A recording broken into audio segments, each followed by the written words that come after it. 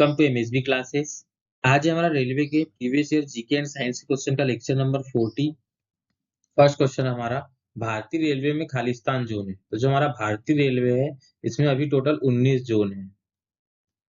भारतीय रेलवे के सभी जोन इस प्रकार से है: मुंबई, कोलकाता, हाजीपुर, भुवनेश्वर, नई दिल्ली, प्रयागराज, जयपुर, मालीगांव, गुवाहाटी, जयपुर, चेन्नई, सिकंदराबाद, कोलकाता, बिलासपुर, हुबली, चर्चगेट, जबलपुर, विशाखापट्टनम, कोलकाता और नवी मुंबई। ठीक है, तो करेक्ट ऑप्शन हो जाएगा ऑप्शन बी। नेक्स्ट क्वेश्चन है, विज्ञान की एक शाखा जो जीवन या पृथ्वी पर मौजूद जीवन की संभावना से संबंधित है उसे क्या कहते हैं। ठीक है, तो हम यहाँ सारे ऑप्शन देख लेते हैं। पहला है हमारा एंटोमोलॉजी। तो जो एंटोमोलॉजी होता है वो बोलते हैं कीटों के अध्ययन को, कीटों के अध्ययन को। इसमें क्या किया जाता है, तो इसमें कीटों का अध्ययन किया जाता है। ठीक है, जो कीटों के, जैसे कीटों के शरीर का, कीटों के प्रकार का, कीटों का वर्गीकरण, संरचना, ये सब का मतलब जो कीट होते हैं उनका कैसा व्यवहार होता है। तो कीटों की जितनी भी पूरी परिस्थितिकी का अध्ययन किया जाता है। ठीक है, कीटों की परिस्थितिकी का अध्ययन, ये हो गया। इसके बाद में सेकंड क्या है हमारा, तो सेकंड है हमारा एक्सोबायोलॉजी। तो इसमें क्या किया जाता है, तो इसमें जीवन की संभावना का अध्ययन किया जाता है। ये विज्ञान की वो शाखा है जो पृथ्वी या अन्य ग्रहों पर जो अंतरिक्ष में जीवन की संभावना हो सकती है उसका अध्ययन करते हैं। ठीक है, यहाँ पर जीवन की संभावना का अध्ययन, हाँ, अध्ययन।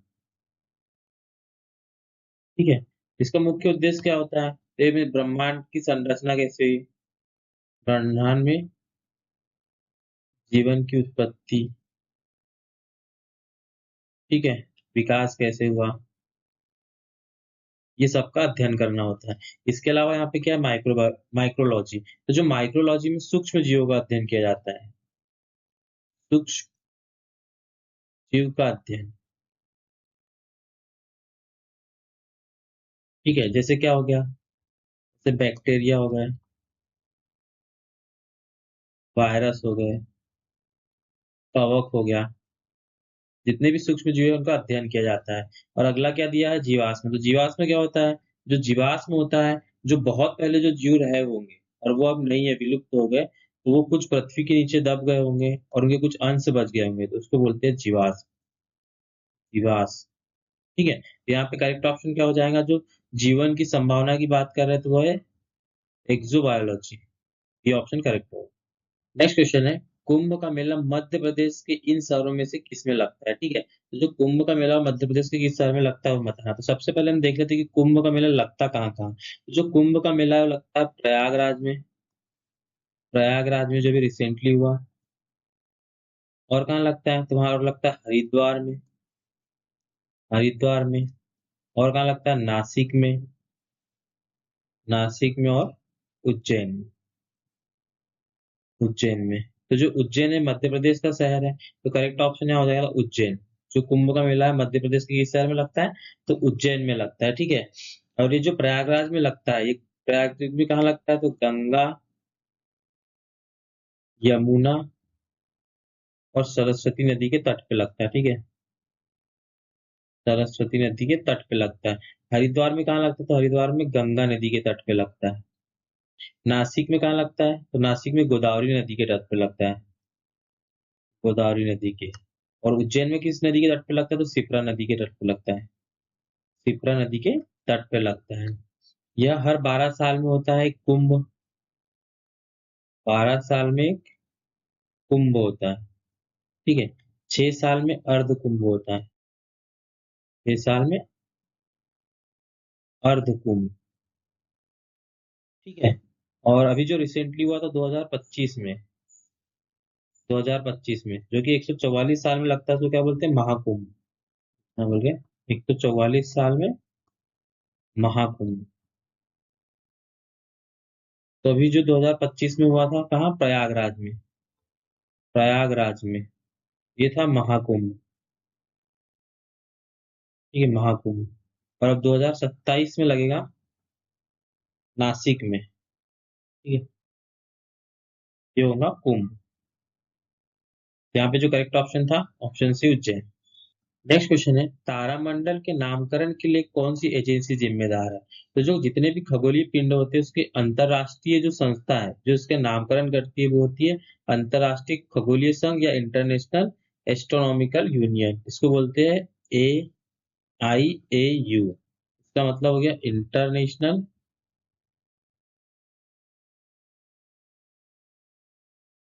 Astronomical union. ठीक है, तो खगोलीय पिंड का नामकरण वगैरह करती है। इसकी स्थापना हुई थी, स्थापना 1919 में। ठीक है, और जो इसका हेडक्वार्टर है वो पेरिस फ्रांस में है, पेरिस फ्रांस में। ठीक है, तो यहाँ पे करेक्ट ऑप्शन ऑप्शन बी होगा। नेक्स्ट क्वेश्चन है हमारा, संविधान का 99वां संशोधन किसके बारे में था? जो संविधान का 99वां संशोधन था वो हमारे हाई कोर्ट और जो सुप्रीम कोर्ट होते हैं, सुप्रीम कोर्ट होता है, तो उसकी जज की नियुक्ति से लेकर था। उसकी जज की नियुक्ति के लिए कोलिजन बनाना चाहता था गवर्नमेंट, लेकिन इसको 2015 में सुप्रीम कोर्ट ने असंवैधानिक बताकर निरस्त कर दिया था। तो ये किससे संबंधित था? तो ये राष्ट्रीय न्यायिक नियुक्ति के योग की स्थापना। ठीक है, establishment of national judicial appointment commission, तो इसको निरस्त कर दिया सुप्रीम कोर्ट। नेक्स्ट क्वेश्चन है, गोल्फ का खेल 15वीं सदी में खालिस्तान देश से शुरू हुआ। तो जो गोल्फ का खेल था 15वीं सदी से स्कॉटलैंड में शुरू हुआ था। ठीक है, स्कॉटलैंड में शुरू हुआ था और इसको 1457 में बैन कर दिया गया था। ठीक है, 1457 में बैन कर दिया गया था। किसने बैन किया था? तो जो राजा थे स्कॉटलैंड के, राजा जेम्स द्वितीय ने। ठीक है, राजा जेम्स द्वितीय ने। और ये बैन क्यों किया था? ये बैन इसलिए किया था कि लोगों का ध्यान जो तीरंदाजी गेम था यहाँ का, तीरंदाजी गेम था उस पे से ध्यान हट रहा था, इसलिए इसको बैन कर दिया था। और इसको 1500 ईस्वी में, फिर इस 1500 में इसका बैन हटा दिया गया वापिस से। ठीक है, जैसे प्रतिबंध हटा दिया गया, प्रतिबंध हटा दिया गया। ठीक है, ये गोल्फ होता है, यहाँ पे एक छेद होता है, उसमें बॉल को डालना होता है स्टिक से मार के। तो करेक्ट ऑप्शन हो जाएगा यहाँ पे स्कॉटलैंड। नेक्स्ट क्वेश्चन है, जापान की राष्ट्रीय, ठीक है, राष्ट्रीय पोशाक कौन सी है? तो जो जापान की राष्ट्रीय पोशाक है वो कौन सी है? किमोनो है। तो किमोनो बोला जाता है। यहाँ पे तुम पहने हुए देख रहे होंगे, तो इसको बोलता है, इस टाइप की जो पोशाक होती है इसको बोलते हैं किमिनो। तो ये जापान की राष्ट्रीय पोशाक। नेक्स्ट क्वेश्चन है, ओरल पोलियो वैक्सीन खालिस्तान के द्वारा विकसित की गई थी। ठीक है, तो जो पोलियो वैक्सीन है, पोलियो, ये कौन सी वैक्सीन है? तो एक ओरल वैक्सीन है। Oral polio vaccine. Oral polio vaccine का मतलब होता है कि इसको मुंह से पिलाया जाता है। ठीक है, मतलब ऐसे इसका इंजेक्शन नहीं लगाया जाता, इसको मुंह से पिलाया जाता है। जो किसके लिए होती है, किसकी रोकथाम के लिए होती है? तो ये होती है पोलियो माइलाइटिस। इसके कारण ठीक है, पोलियो माइलाइटिस के रोकथाम के लिए पोलियो ओरल वैक्सीन दी जाती है। ठीक है, और इसकी जो खोज की थी या जिसने इसको विकसित किया था उसका नाम क्या था? उसका नाम था अल्बर्ट क्रूज। ठीक है, क्या नाम था? अल्बर्ट सॉबिन। अल्बर्ट सॉबिन था। ठीक है, यहाँ पे करेक्ट ऑप्शन ऑप्शन सी हो जाएगा। नेक्स्ट क्वेश्चन है, एक सहकारी समिति में पालन किए जाने वाले सिद्धांत कौन सा है? ठीक है, तो जो what is the principle followed in a cooperative society, इसका कौन सा है? एक आदमी एक। ठीक, तो करेक्ट ऑप्शन हो जाएगा ऑप्शन बी। नेक्स्ट क्वेश्चन है, एक घरेलू गैस सिलेंडर में एलपीजी को संग्रहित की जाती है। तो एलपीजी को किस फॉर्म में संग्रहित की जाती है हमें बताना है। ठीक है, यहाँ पे हम एलपीजी देख लेते हैं। एलपीजी, इसका फुल फॉर्म होता है लिक्विड पेट्रोलियम गैस। ठीक है, और इसको संग्रहित किस फॉर्म में किया जाता है? तो इसको लिक्विड के फॉर्म में संग्रहित किया जाता है।